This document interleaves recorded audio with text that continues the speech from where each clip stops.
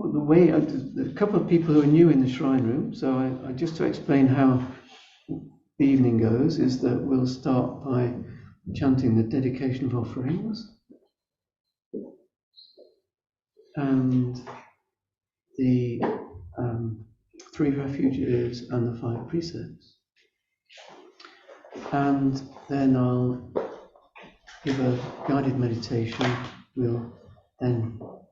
I'll give some reflections, and then we'll have time for some questions and answers.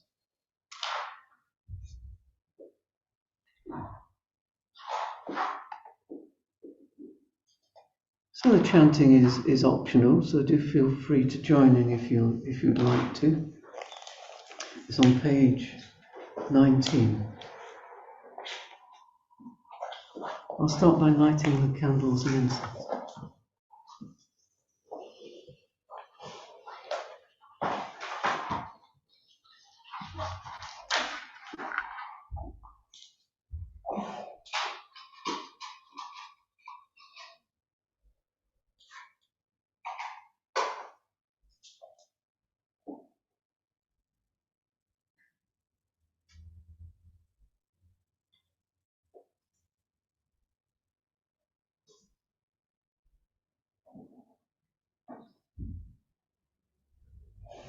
Would anyone be turning up to my precepts?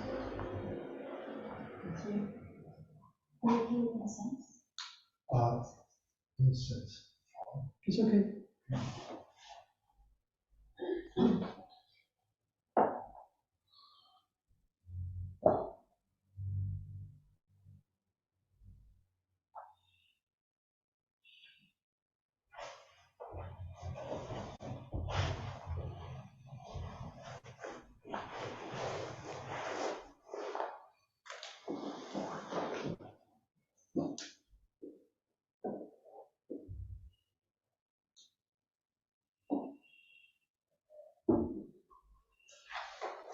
To the Blessed One, the Lord who fully attained perfect enlightenment, to the teaching which you expounded so well, and to the Blessed One's disciples who have practiced well, to these the Buddha, the Dhamma, and the Sangha, we render with offerings our rightful homage. It is well for us that the Blessed One, having attained liberation, still hath compassion for later generations. May these simple offerings be accepted for our long-lasting benefit and for the happiness it gives us. The Lord, the perfectly enlightened and Blessed One, I acknowledge to the Buddha, the Blessed One. The teaching so completely explained by him, I bow to the Dhamma. The Blessed One's disciples who have practiced well, I bow to the Sangha.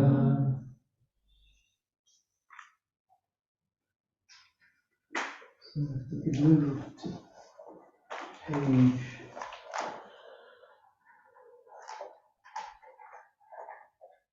128.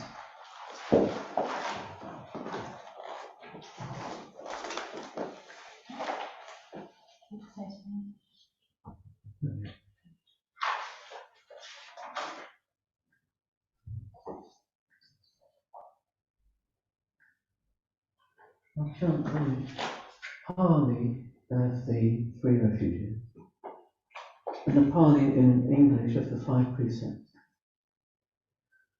Namo tassa bhagavato arahato samma sambuddhassa.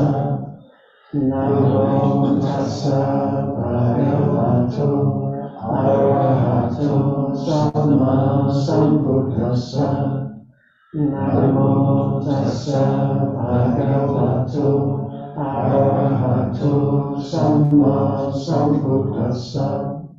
Buddham saranam gacchami, dhammam saranam gacchami, sangham saranam gacchami, Tatiyampi buddham saranam gacchami, Tatiyampi dhammam saranam gacchami, Tatiyampi sangham saranam gacchami, Tatiyampi buddham saranam gacchami, Tatiyampi dhammam saranam gacchami, Tatiyampi sangham saranam gacchami.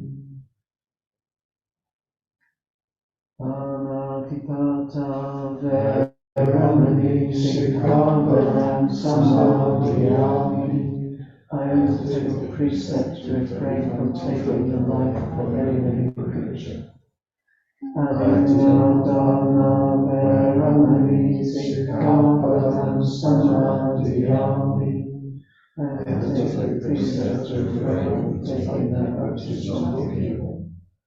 Kamesu vichachara veramani sikkhapadam samadhiyami. I undertake the precept to refrain from sensual. Musavada veramani sikkhapadam samadhiyami. I undertake the precept to refrain from lying. Suramirayamastya amatitana veramani sikkhapadam samadhiyami. I undertake the precept to refrain from consuming intoxicating drink and drugs which lead to carelessness. Imani pancha sikkhavadani silena sugatinyanti silena bodha sampada silena niputinyanti tasma silang visuddhaya. These are the five precepts. Virtue is the source of happiness. Virtue is the source of true wealth. Virtue is the source of peacefulness. Therefore, let virtue be purified. Sadhu, sadhu, sadhu.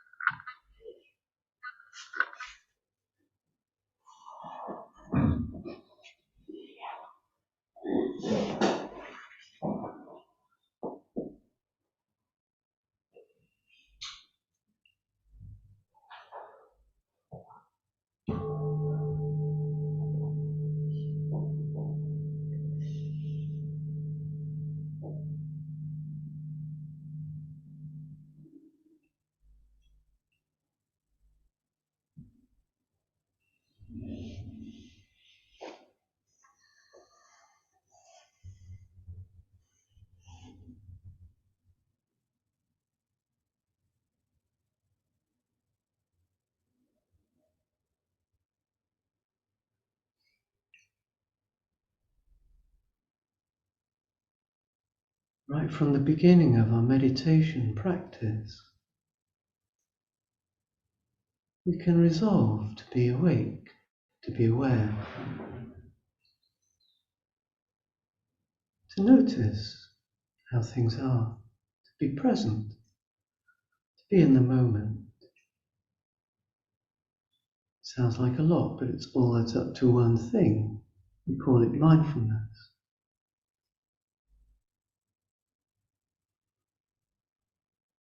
Resolving to be aware and mindful of the present moment, we simply come into a sense of presence We call it the present moment, but we could call it just presence, being present.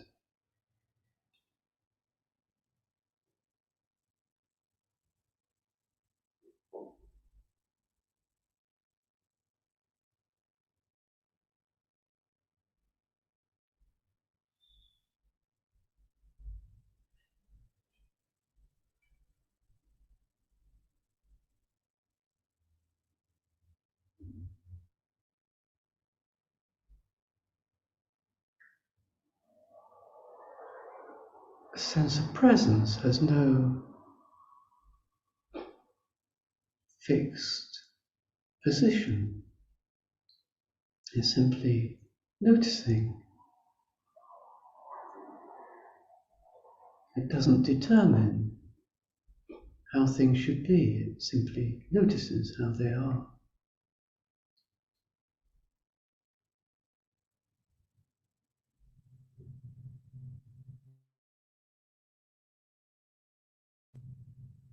There's a curiosity, a sense of wonder, the unpredictable, the uncertain.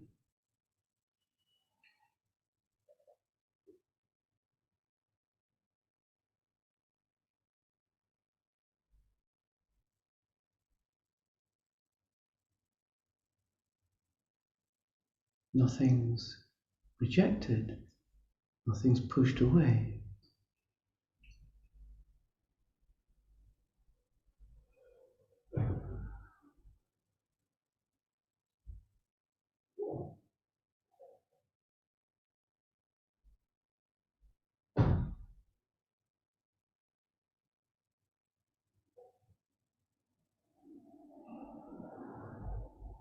Right from the outset, we can say, we can resolve in ourselves to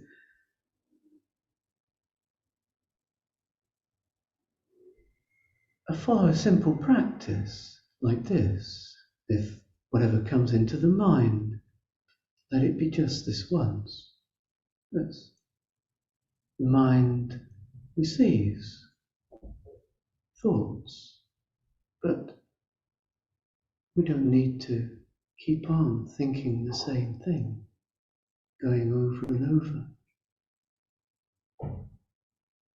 being obsessed by the thoughts that arise. So to avoid this, we can say to ourselves, just once. If something comes into the mind, just say, just once. That's enough. And that encourages a wakefulness, because we pay attention to notice, oh, no, I've already thought that once, I don't need to think it again. You can be alert and awake and aware because we're looking, interested as to what might arise in the mind. But we're not going to follow the things we thought before. We lay it aside. Once is enough.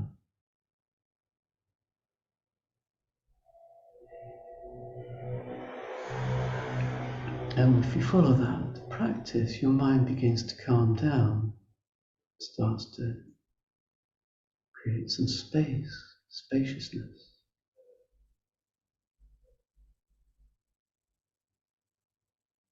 Just once is enough.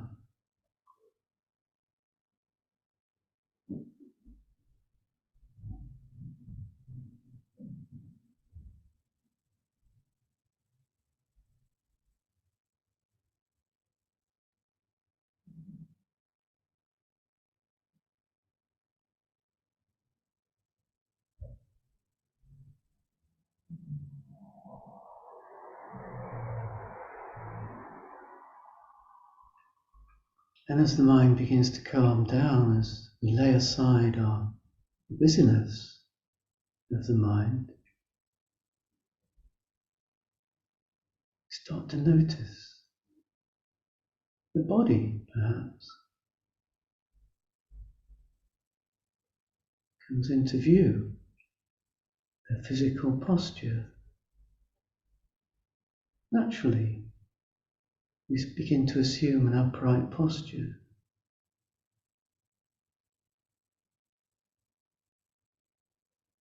Upright and relaxed.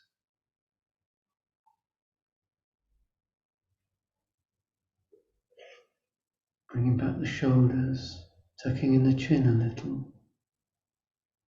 Finding a natural upright posture.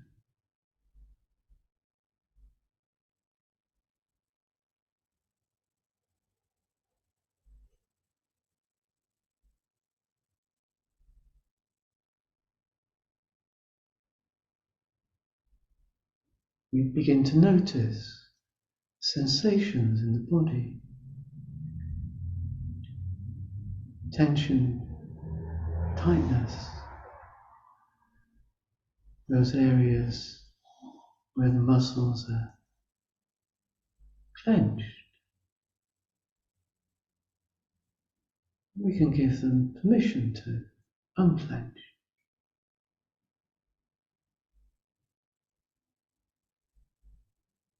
Tightness of those muscles in the face or in the legs, in the arms, wherever we notice. We can just rest there a little time with mindfulness, just inviting the tightness to unclench. See what happens.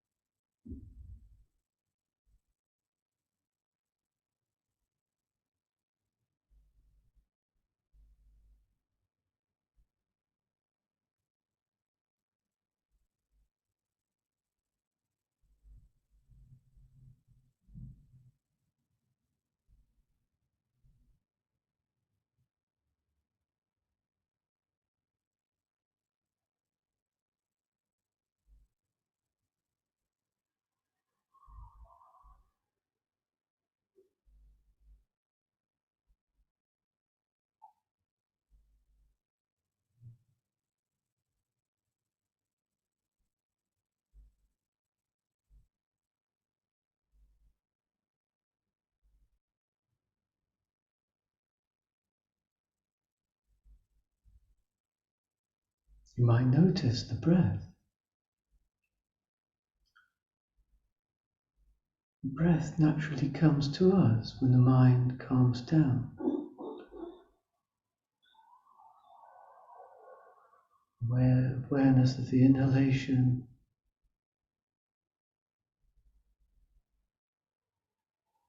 possibility of letting go as we exhale, calming the mind, calming the body.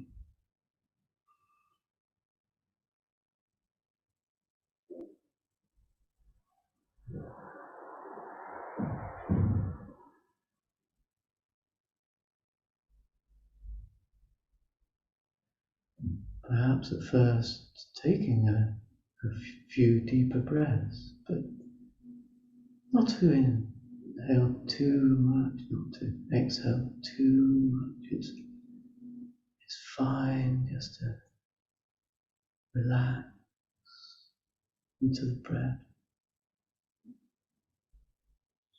And then not to interfere with the breath. Let it be. Let it be natural as it is.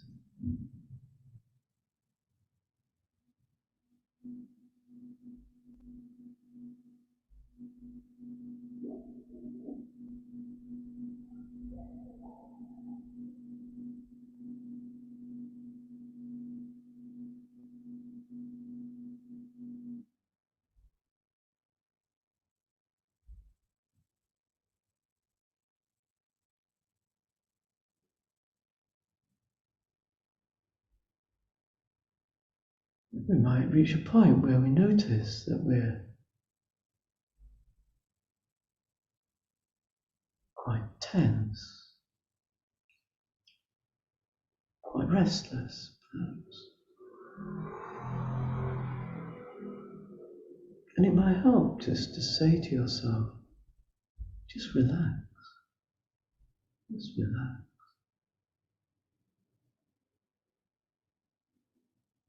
Take a deeper breath, just breathing out, just say to yourself, relax.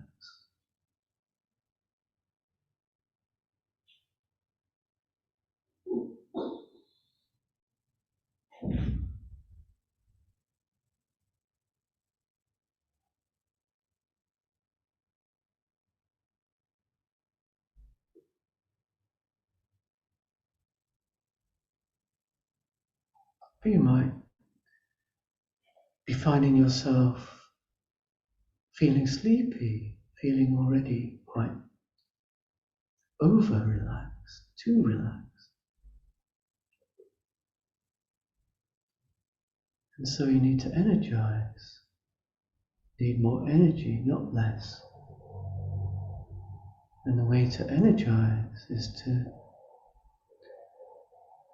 pay close attention,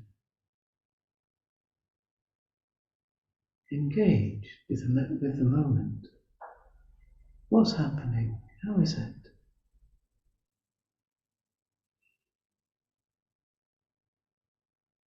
Even the feeling of sleepiness, really give it close attention. How's that feel? What's it like?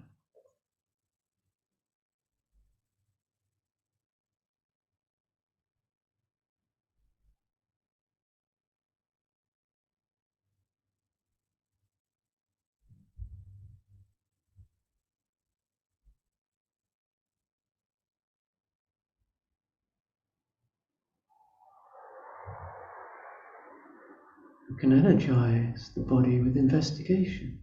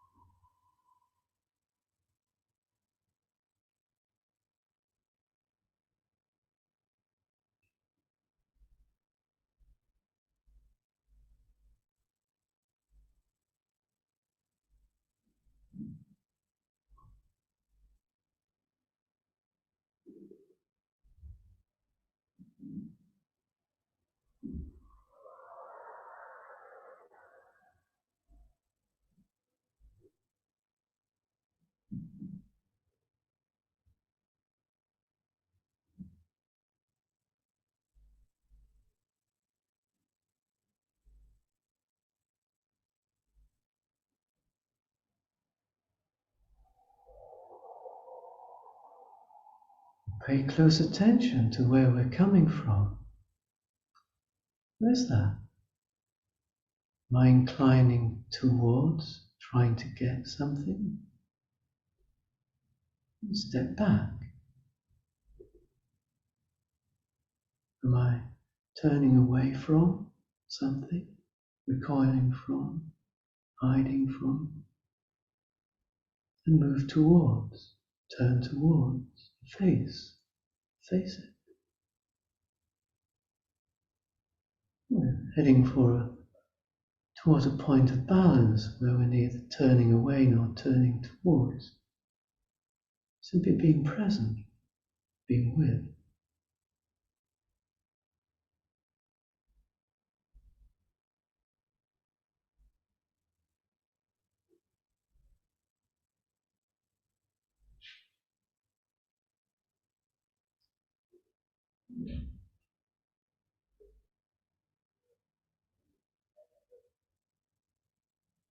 It's as though the point of balance of the body helps us find a point of balance in the mind.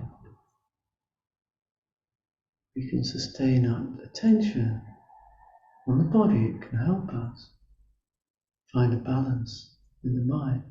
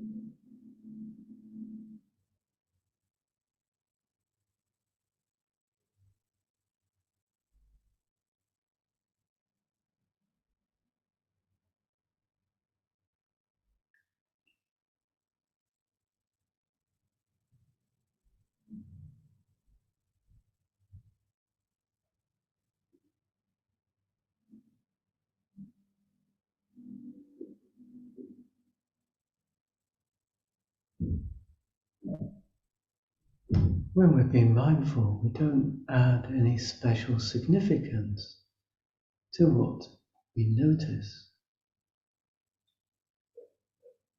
So it's whatever it is. We just notice what it is.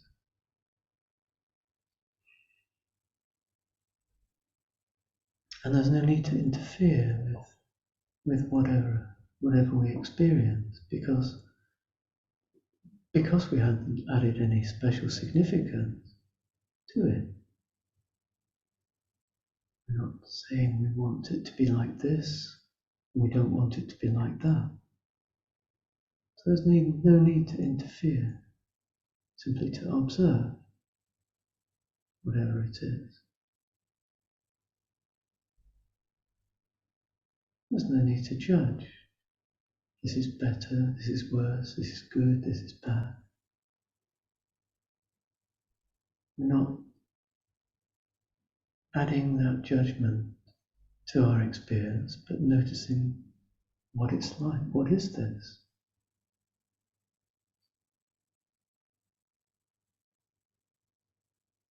What is the experience of this moment?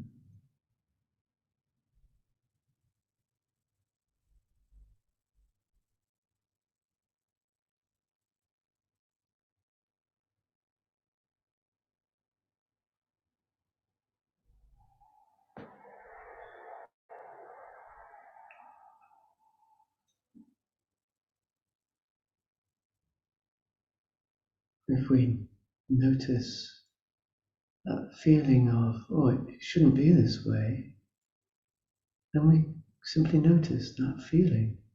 It shouldn't be like this.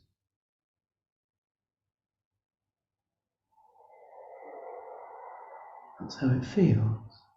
And bring that into our awareness.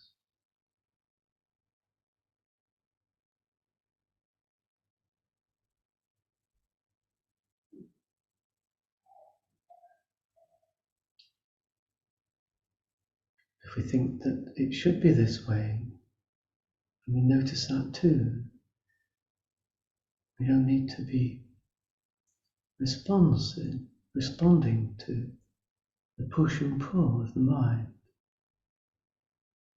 simply to notice.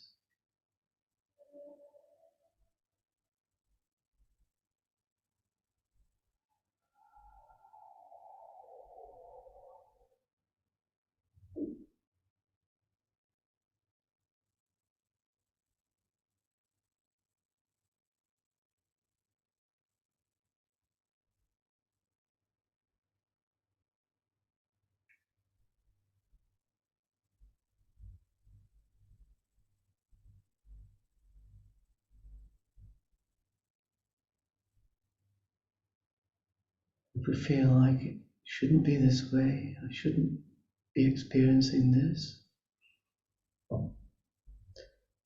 try to bear with it. Try to accept it as it is.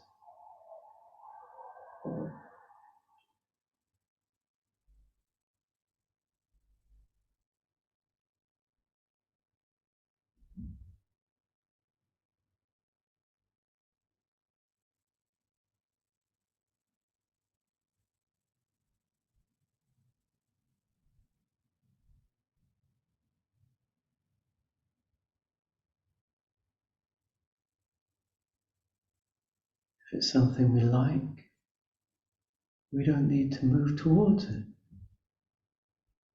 If it's something we don't like, we don't need to run away from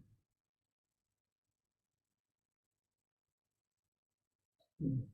We're abiding in a still center. Simple, just awareness. Just being present.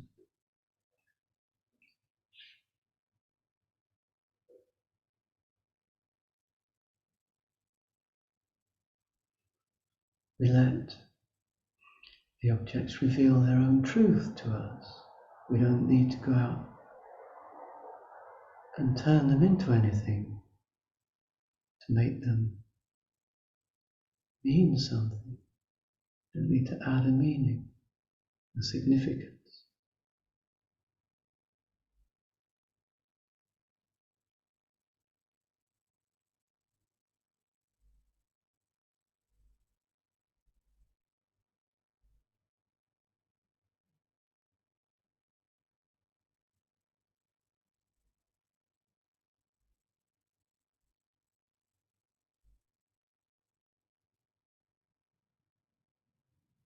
The art of letting be enables us to see things as they are. We don't interfere. So we don't distort reality with the sense of self.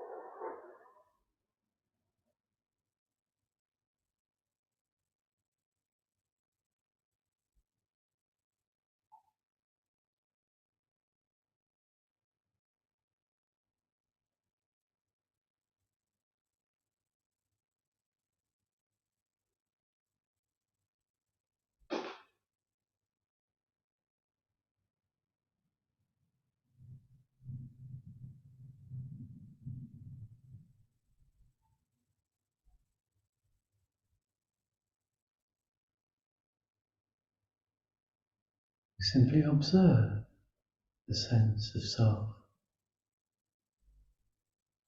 as it twists and turns under our observation like a worm caught in the fork.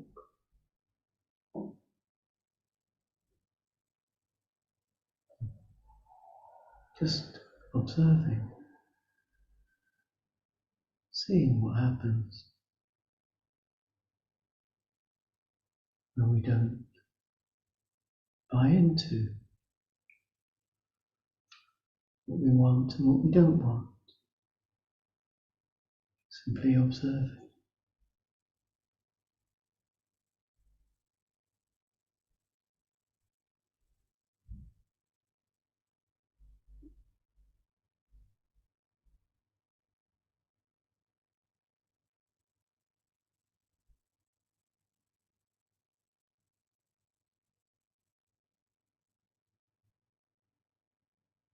And having understood, we set it free.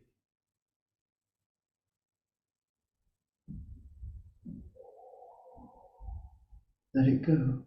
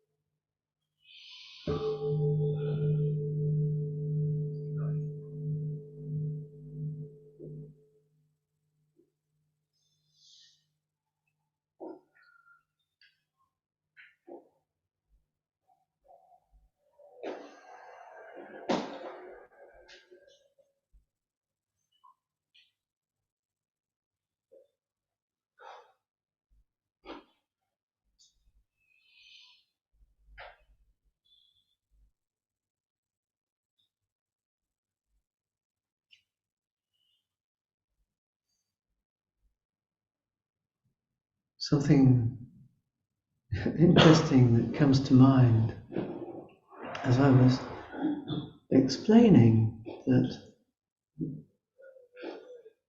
it's possible to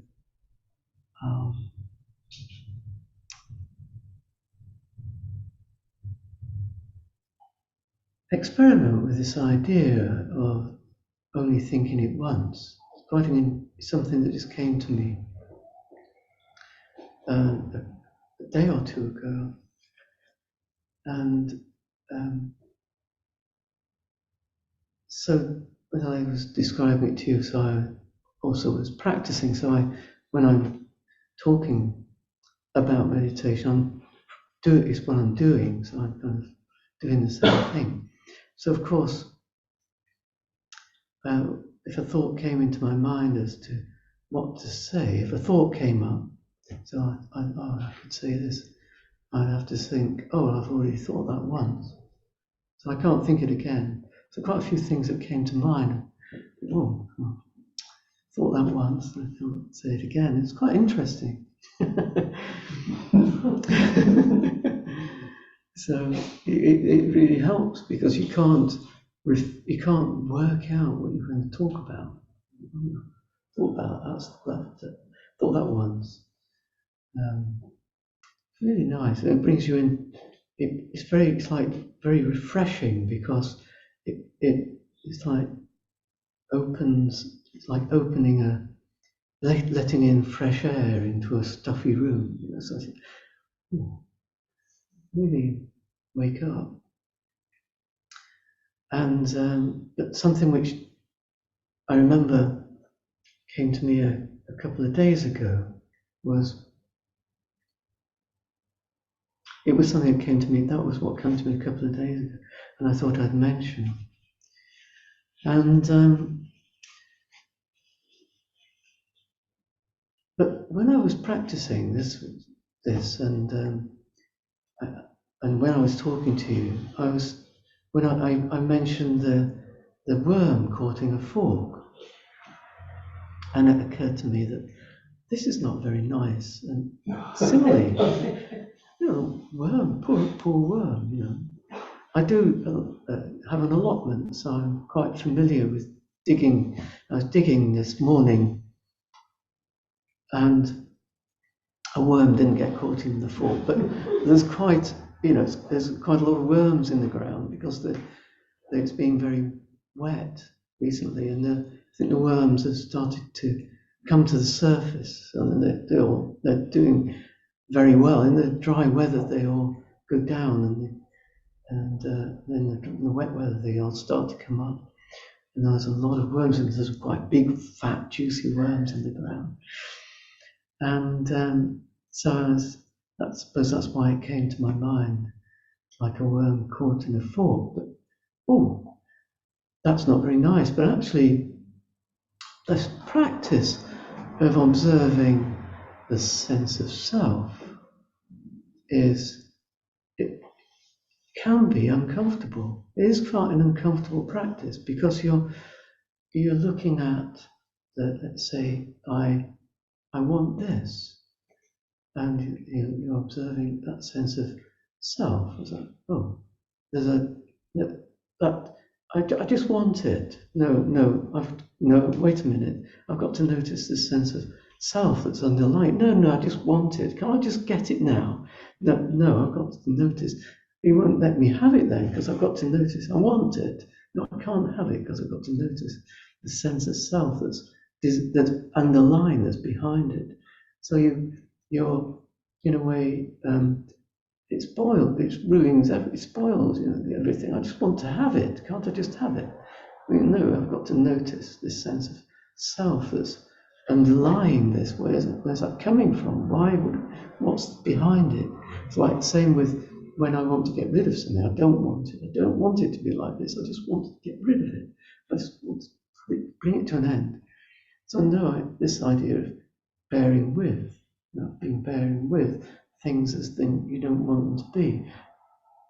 That sense of self is no, I don't want to bear with. I always want to stop it now. Come on, stop it now. Let's get rid of it. So it's an uncomfortable practice. A little bit is like the worm's caught in a fork. It's wriggling this way and that. It doesn't really want to be observed because it just wants to get on with and get what it wants, get away from what it doesn't like. The mind, in its conditioned nature, conditioned by greed, hatred, and delusion, it just wants to get and get rid of. It doesn't want to observe. It doesn't want to be in this state.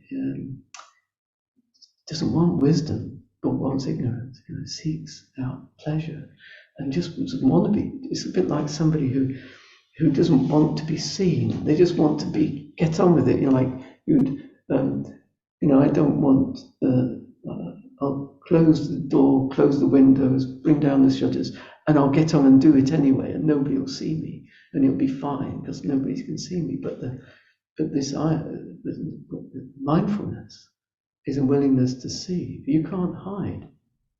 You'd like to, but you can't hide from mindfulness. So it can be quite uncomfortable, and yet the benefit is that we can see reality, we understand, so that instead of the instinctive reaction to get by standing back and observing, we can understand where that's coming from, and so we don't have to. We're not driven by that conditioning, which is just kind of blindness. It's just following conditioning that says, "I want this, I'm going to get it. I don't want this, I'm going to get rid of it. I'm going to get away from it, run away from it." That blind conditioning we learn nothing from. If we just follow our conditioning, we don't learn anything. But if we stand back and we don't react when the mind to do the things the mind would like us to do, then we have the opportunity to understand, where's that coming from? So why do I, what's the point? What's this for? I'm not driven. When you're not driven to just run after things, you can stand back and think, so what's the point? What's this for? Why would I do this? And maybe discover that there is no point. There is no, it's just like a treadmill we don't need to be on. And conversely, the things that we're running away from, they are often so compulsive that we don't even realize we're running away from things. We're doing it. We're just running. And we can, if we never were observed, if we never developed any mindfulness, we would just be running the whole time. We wouldn't even realize we were doing it. And we stand back and notice, I'm running. Why am I running? What am I running away from? What's this? And the opportunity to allow that in, to let it in instead of running away.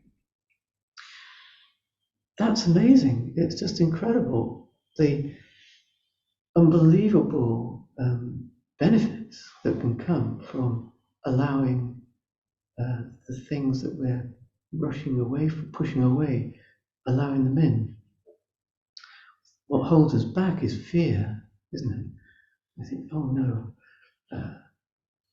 if I let that person in, if I let them in, what would happen? Yeah. So we act compulsively, pushing people away without considering even, it's just compulsive. That would it be possible just to allow them in? What's underlying it? There's that fear of, oh well, if I let that person into my life, anything could happen. It's just like, I've often mentioned, the first thing to experiment with is smiling at somebody when you go down the escalator, because you'll never meet them again. It's perfectly safe. So you can be completely at ease by smiling to people that are passing you on the escalator. So, I think, well, actually that wasn't that bad. It wasn't too bad. It was possible. I let those people into my life. I opened up to those people that were passing in the other direction and let them in. It's possible. I don't want to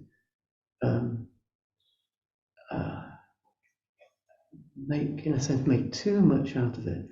But what we can do is look at the people that we're pushing away from our lives. It doesn't have to be people we don't know. There's so many people we do know who we're pushing away for one reason or another. Might be a sibling, somebody that we've known since we first came into the world, and we don't realise how much we're pushing them away. For why? Or what can change? Could we change that? Could we find a way of letting them in instead of pushing them away? It was something that I mentioned before in this group, I think, when I about my sister, who I felt like I was pushing away for many, many years because for one reason or another we drifted apart. And so I just thought, well, perhaps what we could do is we just need to get together somehow. If we could just get together instead of make a reason to be together, that maybe being together would make a difference. And it just happened that my wife and I, we booked a holiday, and it was room for 4 people, and there was only the 2 of us. So I thought, well, what if we invite my sister and her husband to come on holiday? It was amazing, the difference that made, just to be together. And it was like everything, like all the things that had pushed us apart, we didn't need to talk about. They weren't on the agenda. They didn't want to talk about them, nor did we. Things that we'd not being able to talk like 30 years ago, they were important. They're not important anymore. You forget that is possible to begin relationships again. And then that broke everything down, and we never went back. We never discussed the things that separated us. But what we did was find the commonality. And what happened was, what was common was that childhood experience of growing up together before the rift happened, which was much later. So we had a lot of common ground and lots of interest that we could discuss, which didn't separate us at all. It really brought us together. What did she think about, and what did I think about that aunt, or my mother, or our mother, or that what happened then when our parents did this, and how that was for us.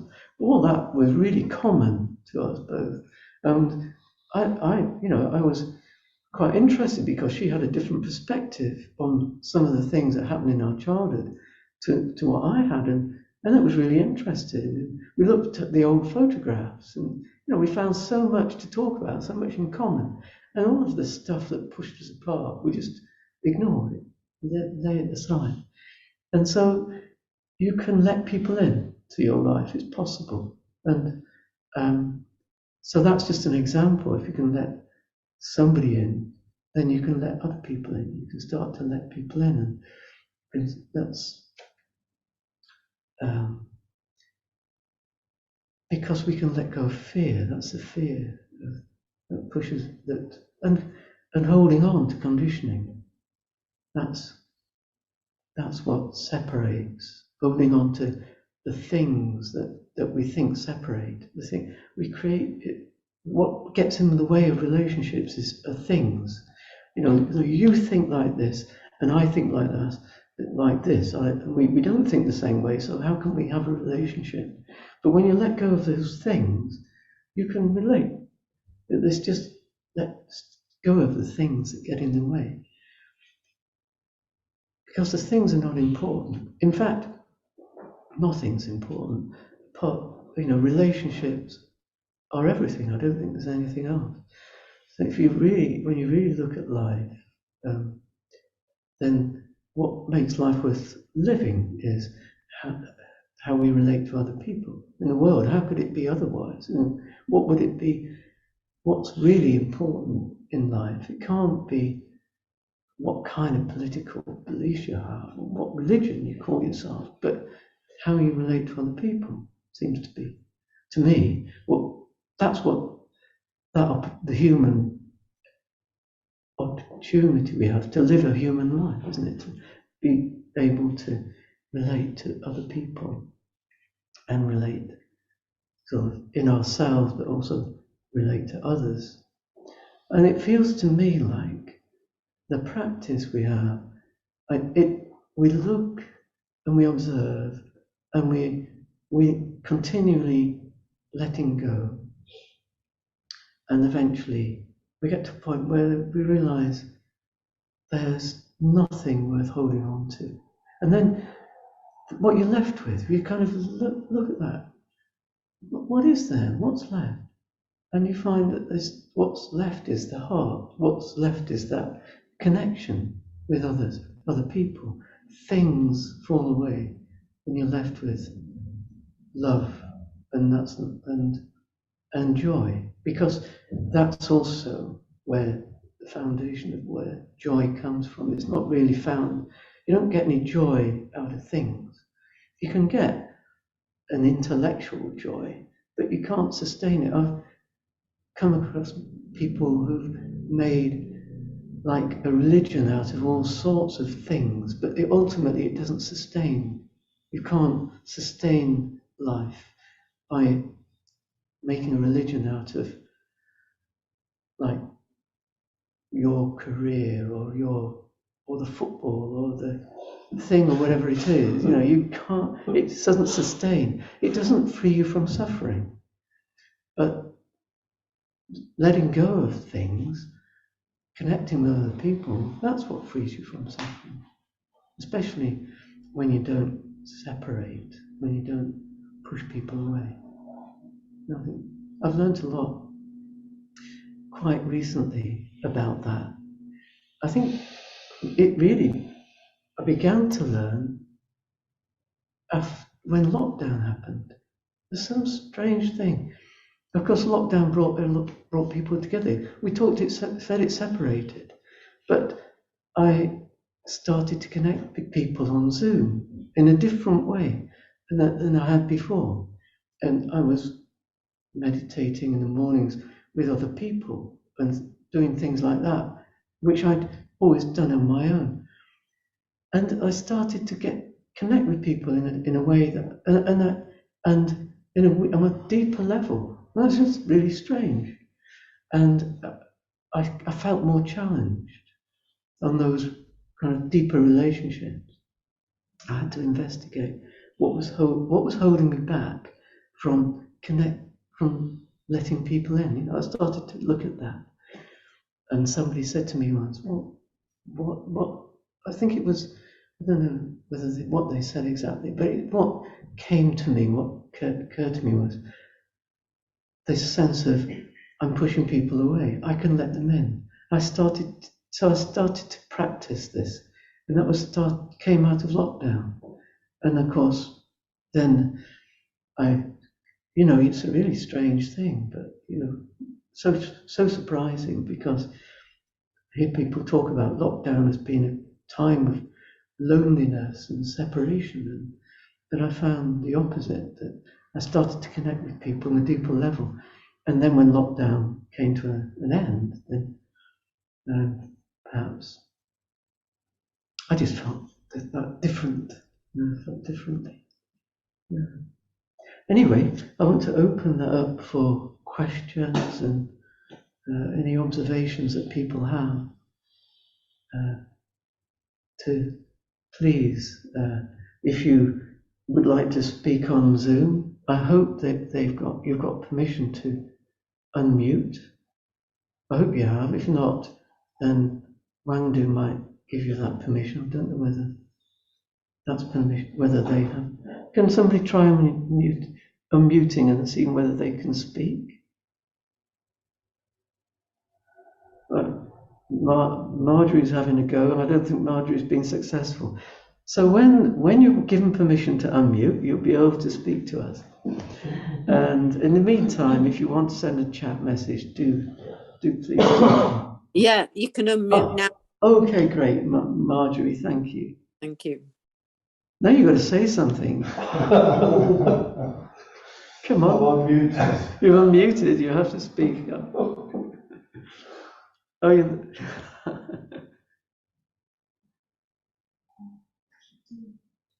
Oh, she's now. Is it back? Yeah, I've got it. I've got it now. Okay. What I would like to say is during the meditation, I was listening to what you had to say about on the speaker view. Hello? I'm just going to try and get you on speaker view so people can see you in the room.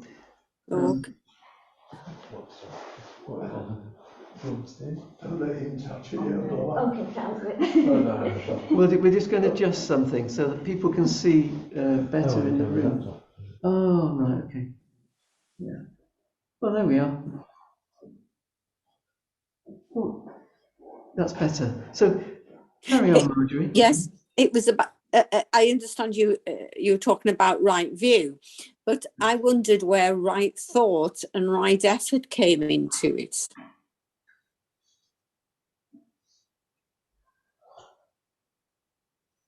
Well, what do you think? I feel in my practice, I am aware, and then I see it, and then it goes, but I don't cultivate any. I don't think the metta comes enough in it. In what? My practice, because it seems a lot of right viewing and not enough metta. So how would you bring more metta into your practice? I would want to change it. Whatever it is, whatever I see, I'd like to do something with it. Awareness wouldn't be enough. I'd want to add something on. So one thing which Ajahn Amaravati says is that he defines metta as being is connected to acceptance, radical acceptance, he calls it. Now that's quite interesting, isn't it? Radical acceptance, because I think most people think of metta as being loving kindness is the normal translation of metta. So radical acceptance, how would that be? How can that be metta? But yet, if you think about that, what's the kindest thing the greatest gift you can give someone is to accept them as they are, isn't it? So if you think, well, if that's the case, I mean, after all, if you think about yourself, what would you want most from anyone? That's to be accepted as you are. That's all. What more could you ask? And so, in that case, it's true of other people, and therefore, it could be true that that sense of accepting people. That's what loving kindness is, and therefore, when you talk about bringing that into your practice, accepting things as they are is a kind of metta, because we're not trying to say it should be otherwise. We might not like it the way it is. We might think, if I was a loving person, I wouldn't have these angry thoughts. I wouldn't have hateful thoughts. It wouldn't be like this. But by not judging those thoughts, by accepting them, that's an act of loving kindness towards oneself. We're not being self-critical. So that, from that perspective, you can see how, although you might think, I ought to bring more loving kindness into my awareness, awareness isn't enough. But if awareness is non-judgmental, that is an act of love. Do you see what I mean? Yeah, sure. Thank you.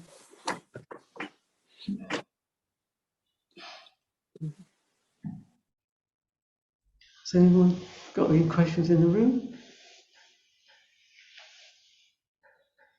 I was just thinking, is this the highest shrine room with the one Baptist? No, there are flats and upstairs. Oh, So it is the highest. Yeah.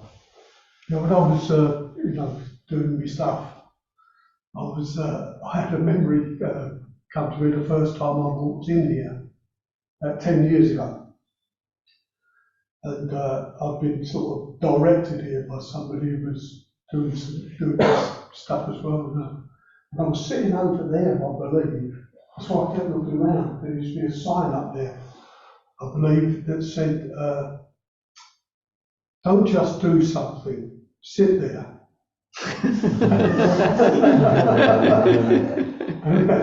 Quite a profound effect, which I didn't really realise at the time, do you know what I mean? Yeah. And so I just kept coming back and just sitting there. Yeah. Really, goodness knows what I was doing. I've got no memory really what I was doing. But I thought it was interesting that conversation there on Zoom. It's the first time I've ever interfaced.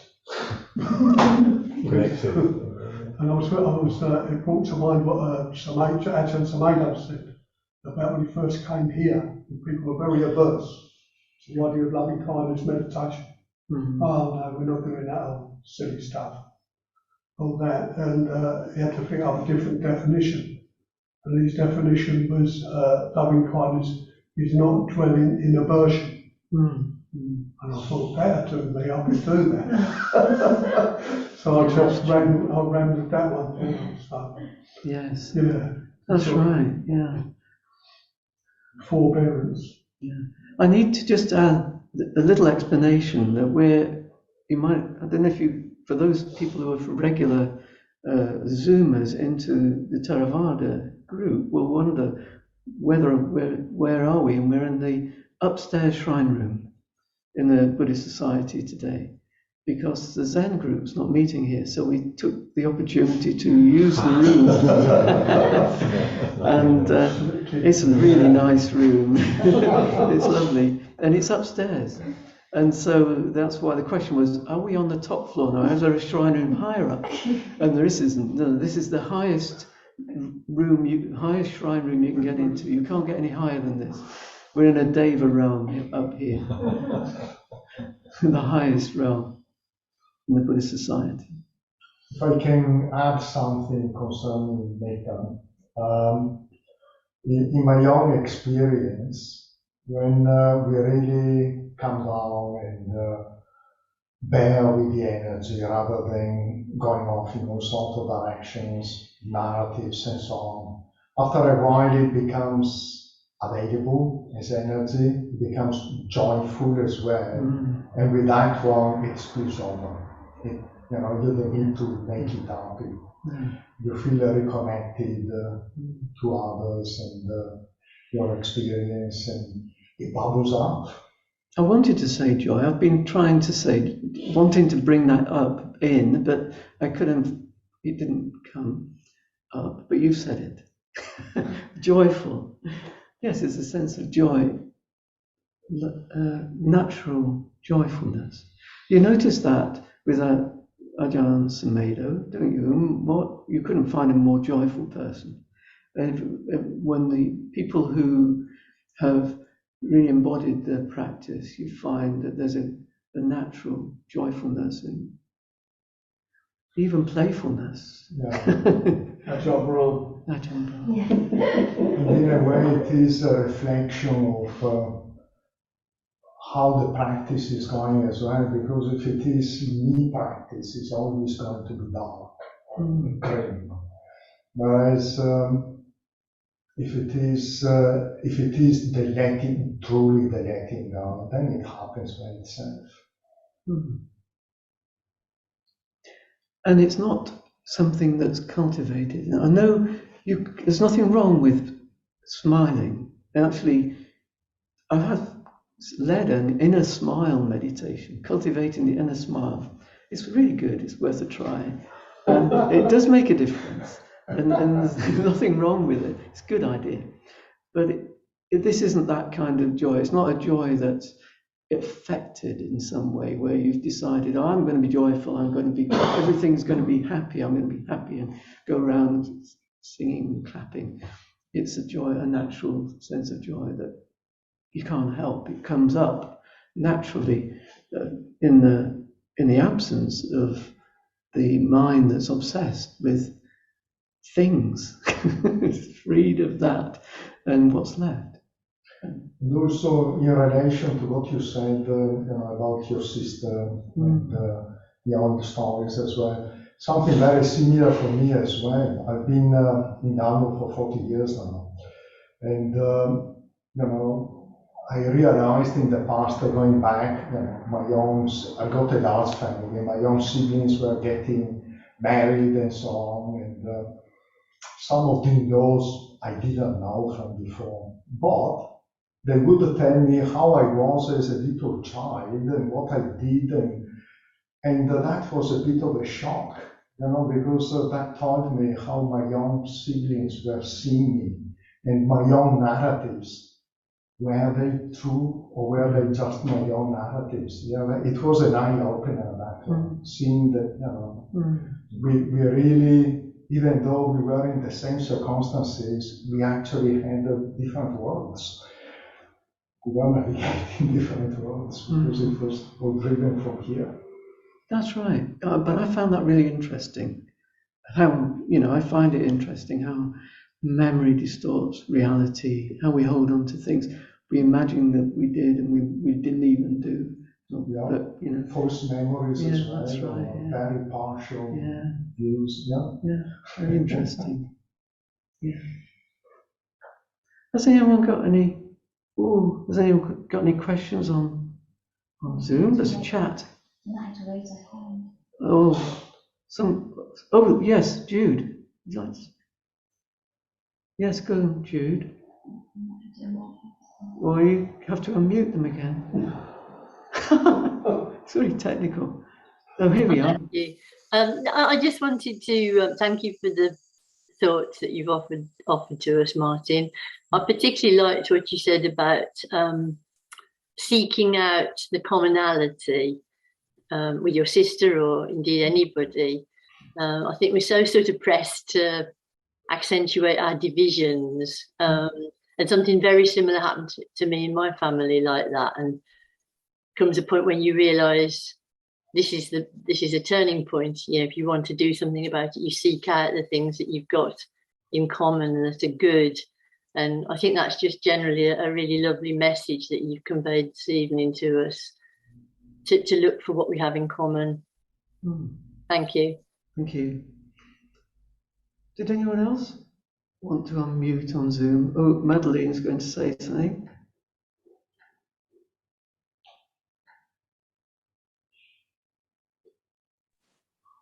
Hi.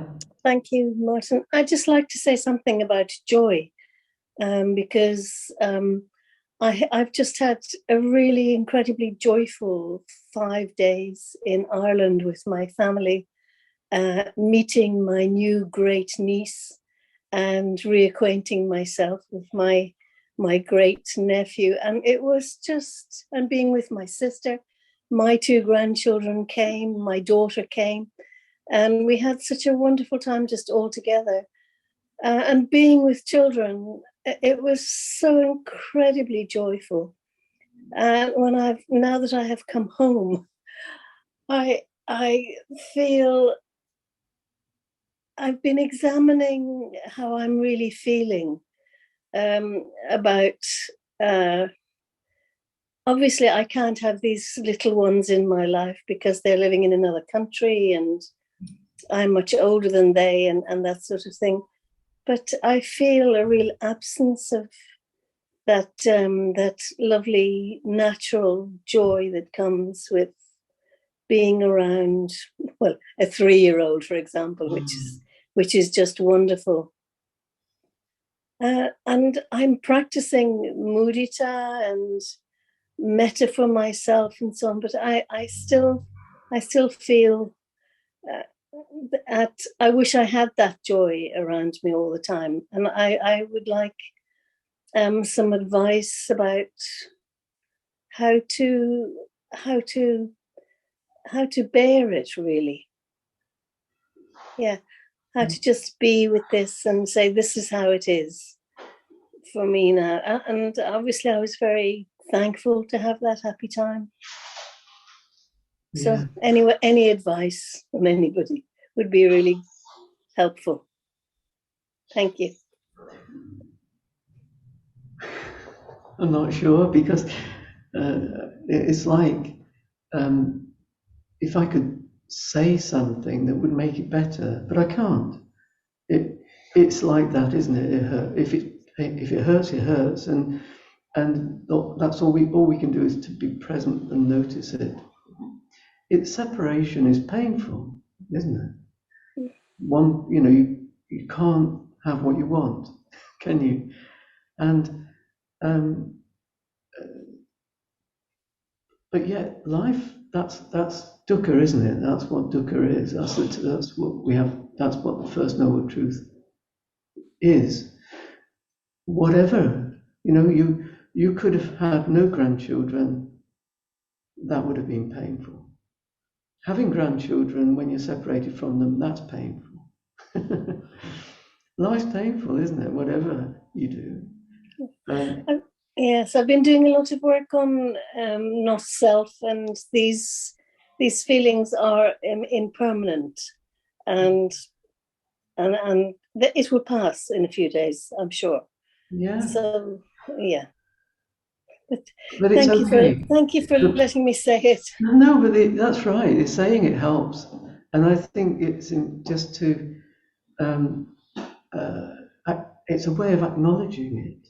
I think what's important is to let it in, so that not to pretend it's not hurting. It really is painful, and let it be that way. You can't pretend.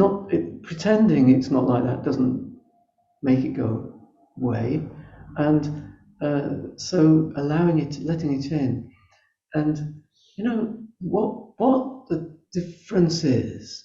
I think what the Buddha is teaching us is there's a joy in knowing the way things are.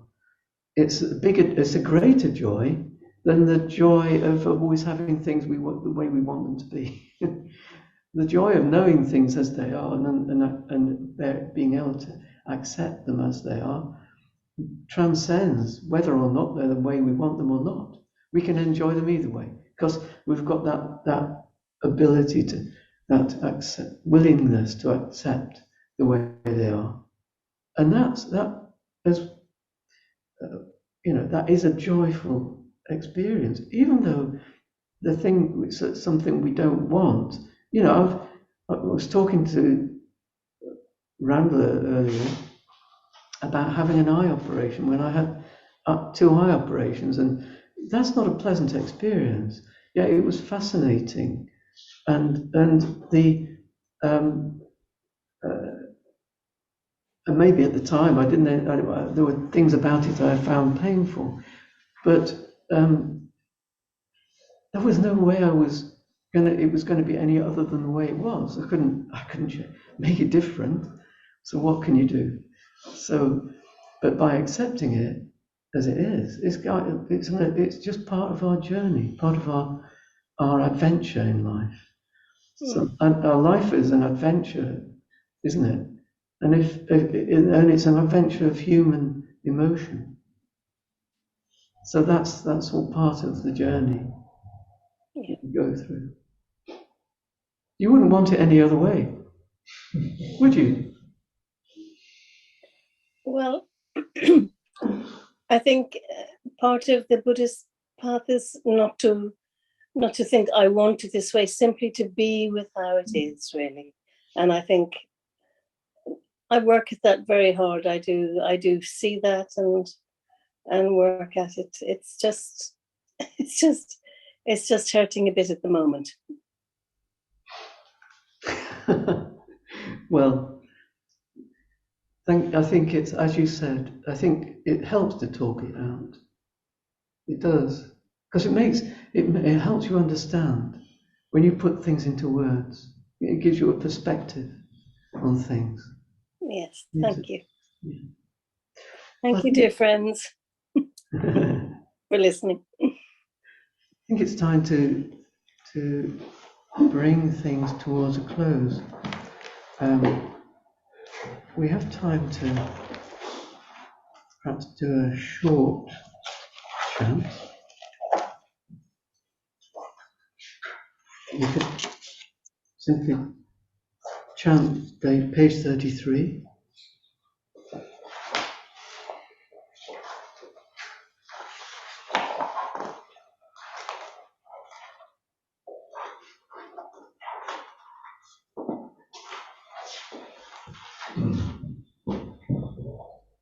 Through the goodness that arises from my practice, may my spiritual teachers and guides of great virtue, my mother, my father, and my relatives, the sun and the moon, and all virtuous leaders of the world, may the highest gods and evil forces, celestial beings, guardian spirits of the earth, and the Lord of death, may those who are friendly, indifferent, or hostile, may all beings receive the blessings of my life. May they soon attain their threefold bliss and realize the deathless. Through the goodness that arises from my practice, and through this act of sharing, may all desires and attachments quickly cease, and all harmful states of mind, until I realize Nibbana in every kind of birth. May I have an upright mind, with mindfulness and wisdom, austerity and vigor. May the forces of delusion not take hold, nor weaken my resolve. The Buddha is my excellent refuge, unsurpassed is the protection of the Dhamma. The solitary Buddha is my noble guide, the Sangha is my supreme support. Through the supreme power of all these, may darkness and delusion be dispelled.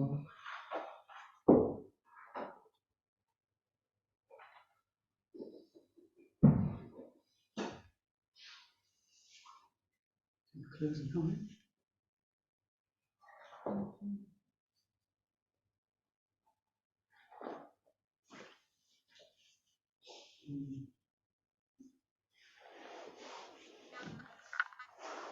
Arahant Samma Sambuddho Bhagava, the Lord, the perfectly enlightened and blessed one, Buddham Bhagavantam Abhivademi.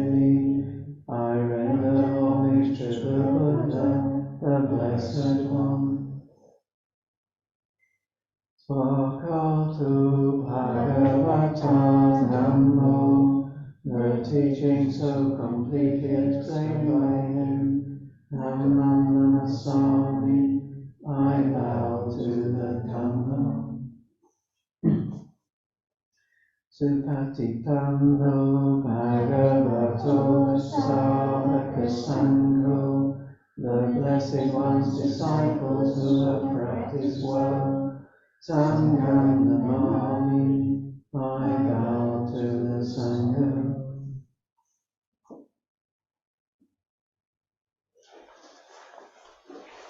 Thank you everyone for joining this evening. Thank you. Thank you. Bye, take care.